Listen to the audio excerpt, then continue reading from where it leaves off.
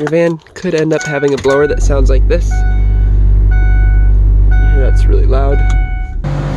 Seems that this is the blower compartment, and it's just vibrating really bad. But I think if we pull the battery and take this back plate off, we can just reach in there and take out whatever's in there. So I got the battery out. Super annoying because this thing, why do they even latch those in there? Anyway, whatever. Take out the screw here, there. Looks like there's one down there, unfortunately, and one up here, which I'm having to use this to take out. Nothing actually got sucked into the blower. The blower is actually broken. And yeah, that's too bad. I just came out to my coworker's van. I'm sure he won't mind if I take his blower. I think it's the same exact one. So I'm just gonna pop it out real quick and swap them, and then should be good to go. But I think I have to take out this piece before I can actually pull that out of there. So we got the battery plate removed, and there's just this rubber thing that sticks over that thing. I'm not really sure if it's like for cooling the motor or what.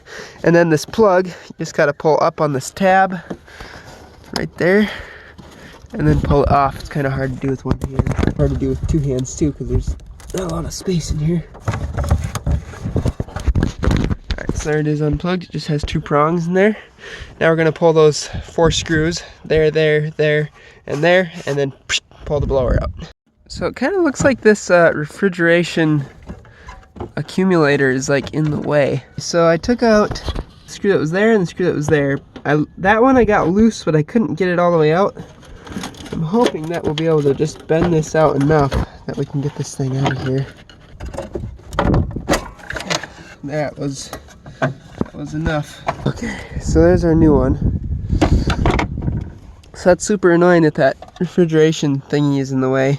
It's still going to be a little bit interesting getting it back in on the other van, but I think it's the same one, so we should be good there.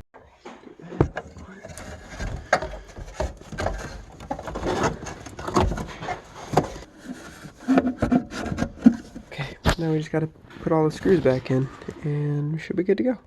So I should have checked this first, but this motor actually doesn't even work. So now I'm switching the blower after installing it completely and taking it back out again. It was kind of a sad deal. But you just pop this metal ring off and then oil it a little bit, and it pulls off.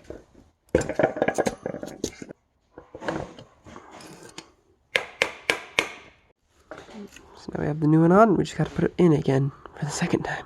Better work this time.